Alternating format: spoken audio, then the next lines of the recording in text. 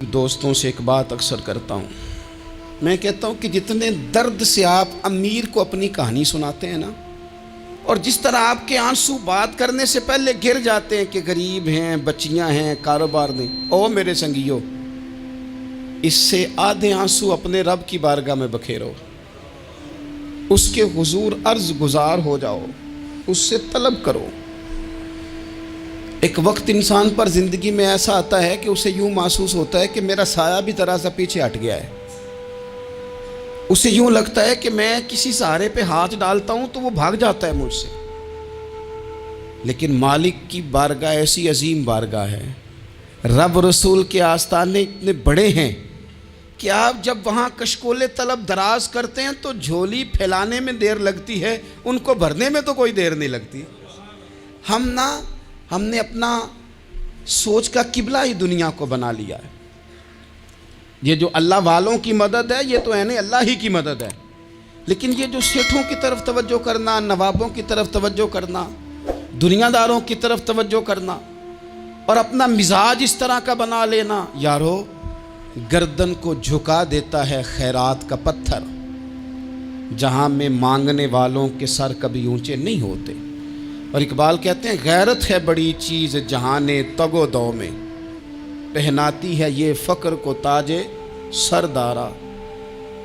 میں عرض کروں گا کہ اپنی آپ جب توجہ کا قبلہ اللہ رسول کو بنائیں گے تو رب فرماتے وَيَرْزُقْهُ مِنْ حَيْثُ لَا يَحْتَسِبُ، میں نہ تجھے وہاں سے رزق دوں گا جہاں سے کبھی تیرا گمان بھی نہیں گیا ہوگا کہ یہاں سے بھی مل سکتا ہے، تو نے سوچا بھی نہیں ہوگا۔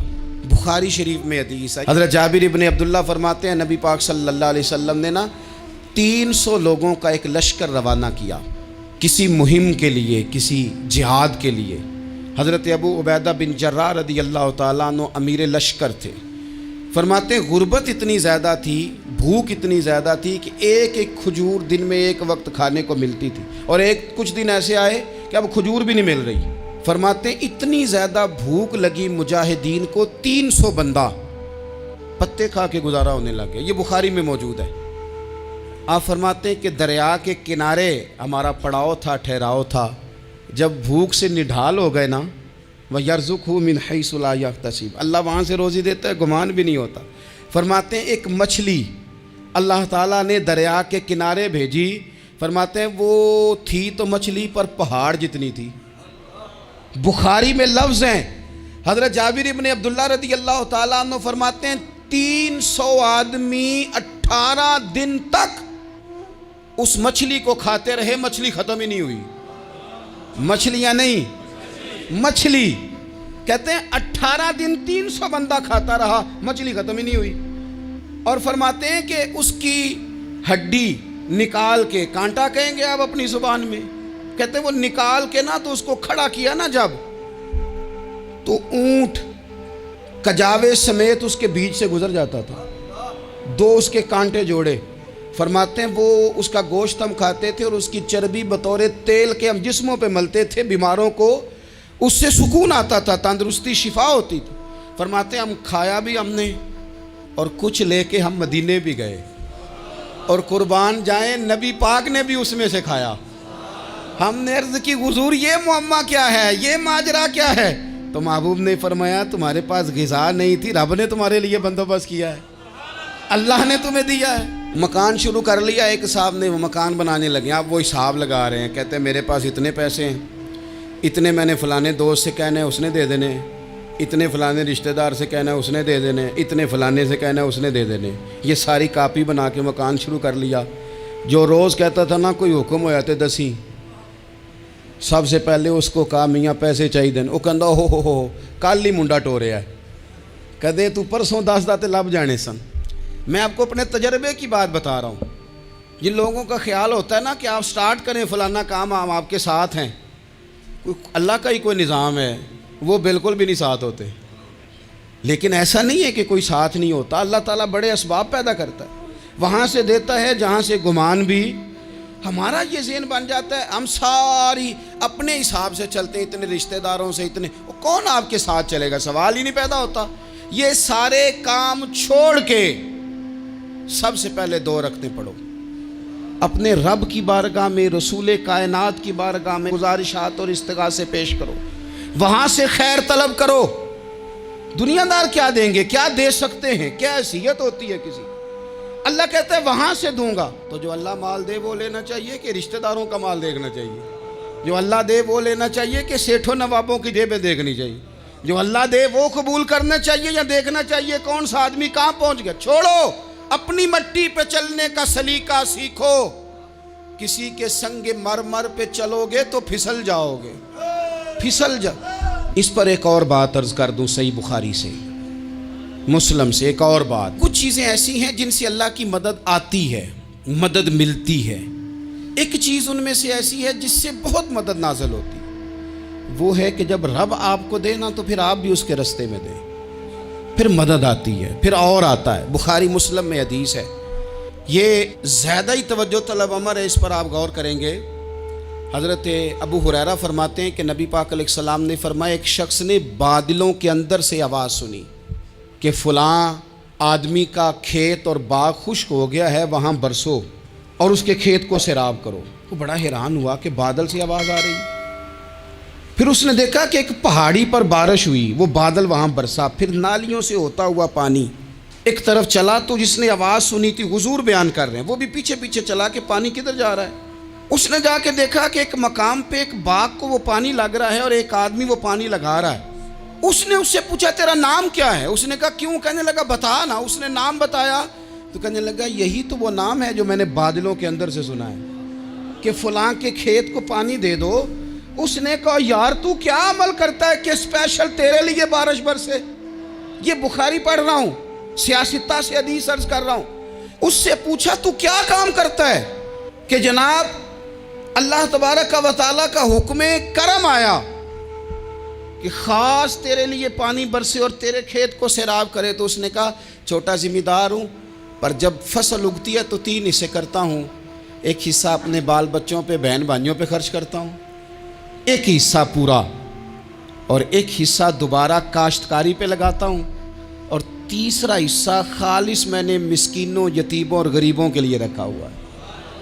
وہ جو تیسرا حصہ، اللہ کرے آپ سمجھیں، وہ رب کے بندوں پہ تیسرا حصہ خرچ کرتا ہے نا، تو کریم مالک نے فرمایا جہاں سے غریب کا حصہ جاتا ہے وہ کھیت خشک نہیں رہنا چاہیے، وہ جہاں سے مسکین روٹی کھاتے ہیں وہ خشک نہ رہے، جہاں سے یتیموں کو کچھ آتا ہے کہیں اس کی فصل رہ نہ جائے۔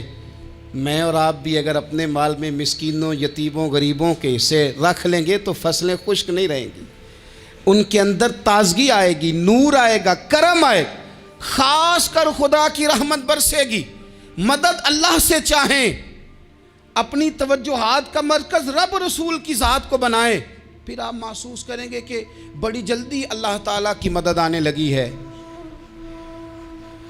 کبھی آپ صرف کہہ دیں نا میرا رب میرے ساتھ ہے، اس لفظ میں اتنی طاقت ہے کہ دشمن ویسے زہر ہو جاتا ہے۔ زندگی میں کسی سے بھی لڑائی ہو، اچھی طرح سوچ لیں کہ اللہ اس طرف ہے یا اس طرف ہے۔